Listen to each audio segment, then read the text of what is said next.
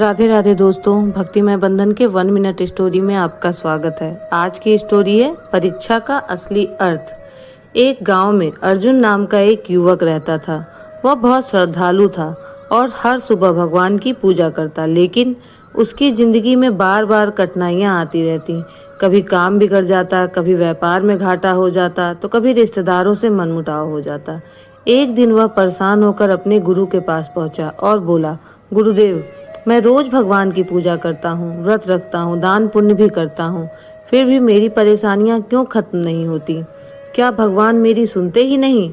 गुरु मुस्कुराए और बोले, बेटा, भगवान हर किसी की सुनते हैं, लेकिन उनकी परीक्षा और उनकी योजना हमसे अलग होती है। आओ मैं तुम्हें समझाता हूँ। गुरु अर्जुन को नदी के किनारे ले गए। उन्होंने जमीन से एक बड़ा सा पत्थर उठाकर उनको दे दिया। फिर कहा, इसे पानी में फेंक दो। अर्जुन ने जैसे ही पत्थर को पानी में फेंका, वह धड़ाम से डूब गया। गुरु ने कहा, अब देखो, पानी बहता जा रहा है, लेकिन पत्थर नीचे ही रह गया। बेटा, यह हमारी जिंदगी है। भगवान हमें शक्ति, अवसर और मार्गदर्शन देते हैं, ठीक वैसे ही जैसे नदी बह रही है। लेकिन अगर हमारा मन पत्थर की तरह भारी हो, गुस्से, शिकायत, ईर्ष्या और नकारात्मक सोच से भरा हो, तो हम आगे नहीं बढ़ सकते। भगवान हमें ऊपर उठाना चाहते हैं, लेकिन हमारा बोझ हमें नीचे खींच लेता है। अर्जुन चुपचाप सुनता रहा।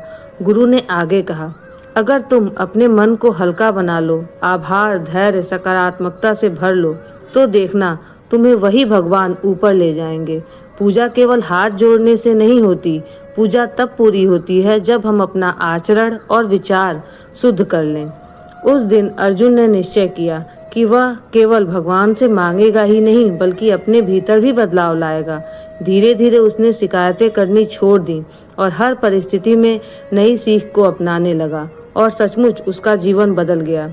लोग उसका आदर करने लगे, वो कामों में सफलता मिलने लगी और उसका मन शांत हो गया।